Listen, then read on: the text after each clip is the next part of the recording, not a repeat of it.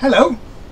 It's time for another tale from Grandpop in Grandpop Reads Puddle Lane. And this week it's Danger Dragon, and it's by Sheila McCullagh. And before I forget, say hello Georgie. Hello! Hello Georgie. And hello from me.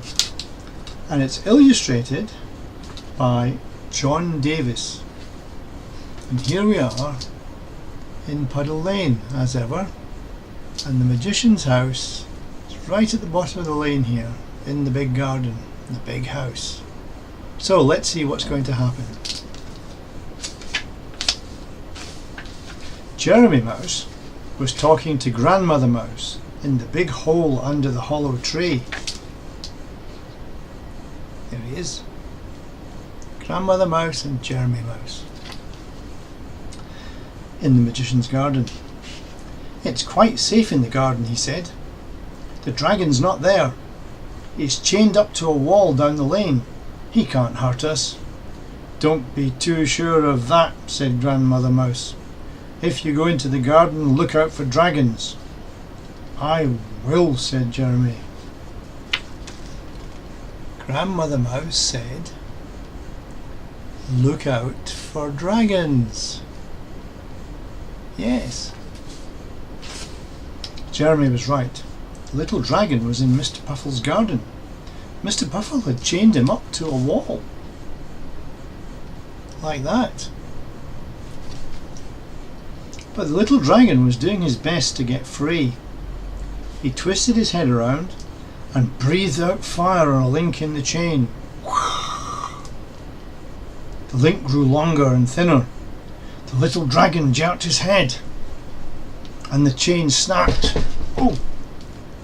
The little dragon was free. Now look at the picture here, if I can get it in the right place. You can see that the chain is broken over here. He's melted through it with his fire and heat, and he's free. Oh! He flew up out of the garden and over the roof of the house. He flew down Puddle Lane. He looked in at a window. He saw Miss Baker. Can you see Miss Baker? Carrying a tray of cakes. Sarah and Gita were with her. She was baking some cakes. The dragon flew in. He flew onto the table. He didn't breathe fire, and he didn't breathe smoke. He looked at Miss Baker, and he wept 2 dragon tears. Oh, poor little dragon. Miss Baker was very kind-hearted. You poor little thing, she said. Your collar is much too tight. That must be why you are weeping. Come here and I'll take it off. Don't take it off, cried Sarah. Don't take it off, cried Gita. It's a dragon, a little dragon. Nonsense, said Miss Baker. There aren't any dragons. And she took off the dragon's collar. Don't take it off, cried Sarah. Don't take it off, cried Gita. It's a dragon, a little dragon. Oh dear, the little dragon's got no collar weighing him down now.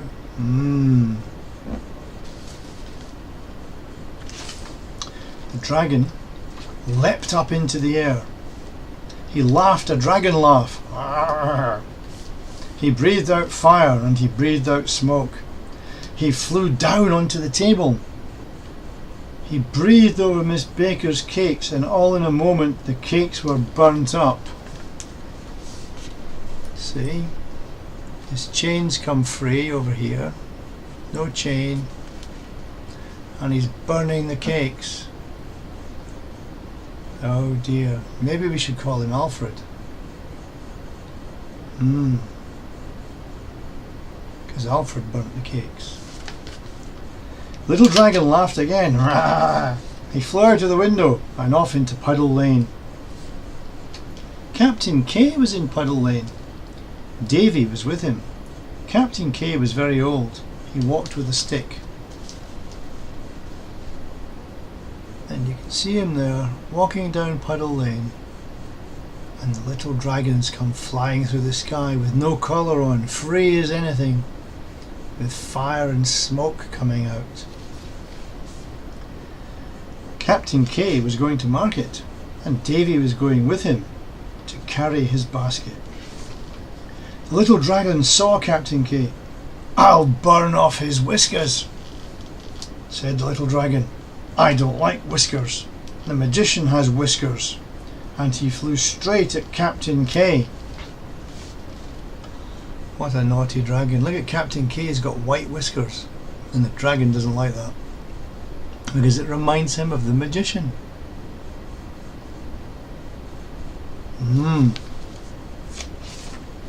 Davy saw the dragon. He swung the basket and hit the little dragon as the dragon flew by. He knocked the dragon sideways. The dragon swung around in the air. He seized Captain K's hat in his claws and he flew away with it. "It's a dragon!" cried Captain K. "It's a little dragon! I never saw a dragon before."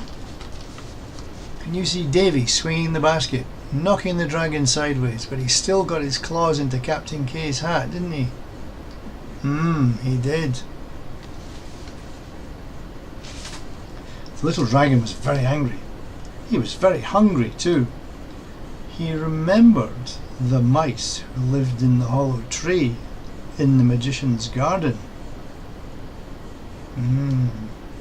He dropped Captain K's hat in Puddle Lane.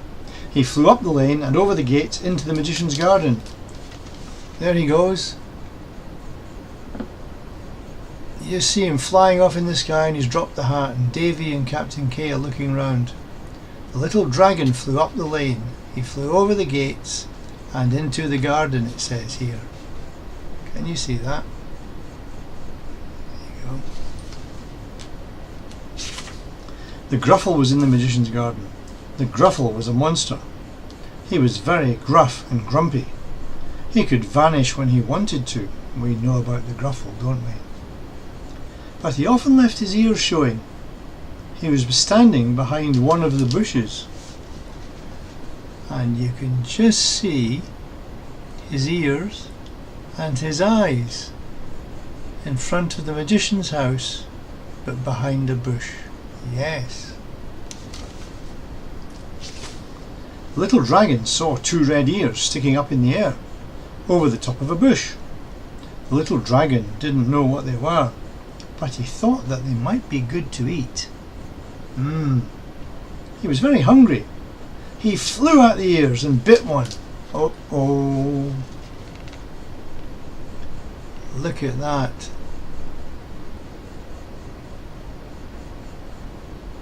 The little dragon saw two red ears, it says. He flew at the ears and bit one. I don't think the Gruffle will be very happy. Will he? No. There was a roar like thunder. Roar! And there was the Gruffle. He was very, very angry. He breathed out fire and he breathed out smoke. I think the little dragon got a bit of a shock, don't you? It says here, there was the Gruffle. Roar! Can you make that noise? Roar! Like a Gruffle. I'll bet you can. The Gruffle was so big that the little dragon was frightened. He flew away as fast as he could. He flew up into the air. He flew by the magician's window and onto the roof of the house. You see the Gruffle looking at him, breathing fire and smoke. And there's the magician up in the window. And it says here, the little dragon flew away as fast as he could.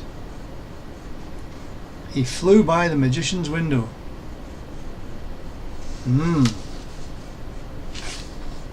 The magician saw him. The magician had been making dragon magic in case the little dragon came back. The magician picked up a red ball from his table. He went back to the open window And there's the red ball from his table. And he picked it up and went back to the window. It says here, if it would stop bouncing around with his camera, the magician saw the dragon. He picked up a red ball from his table. He went to the window. That's right. There he is. The little dragon was still on the roof. He looked down into the garden. The Gruffle had vanished. There's the little dragon sitting there on the roof of the house, still very angry and very hungry. Jeremy Mouse came out of his hole. He looked all around him, but he didn't look up. Oh dear. So he didn't see the dragon. Jeremy Mouse sat down on a rock. So there's Jeremy, and the dragon's up on the roof watching him. The little dragon flew down from the roof.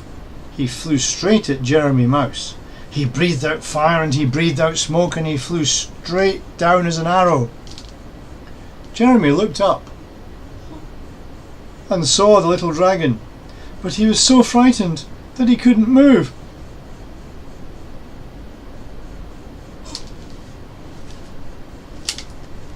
The little dragon flew down at Jeremy.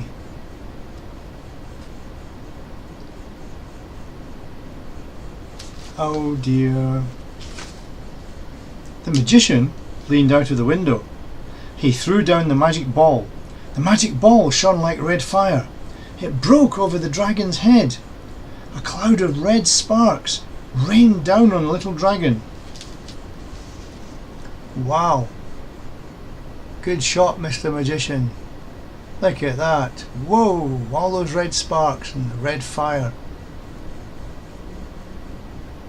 And it says there, the magic ball broke over the little dragon.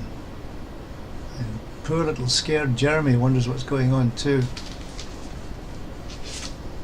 As soon as the red sparks touched him, the little dragon turned into stone.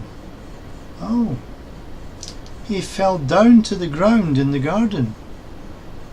Jeremy Mouse turned round and ran back down the hole under the hollow tree.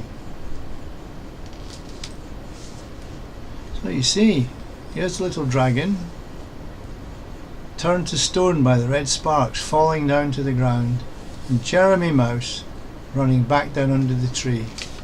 And it says here, if I can get the angle right, there we go. The dragon fell down. Jeremy Mouse ran back down the hole under the tree. That's what it says in these big words here.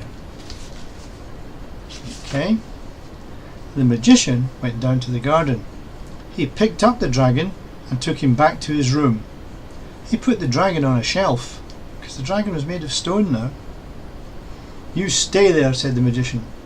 You promised not to eat anyone who lived in the garden, and you are going to break your promise. That's one thing you must remember. You should always keep promises. And you should never, never, never break a promise you have made to a magician. So, there's a little dragon sitting on the shelf, now made of stone.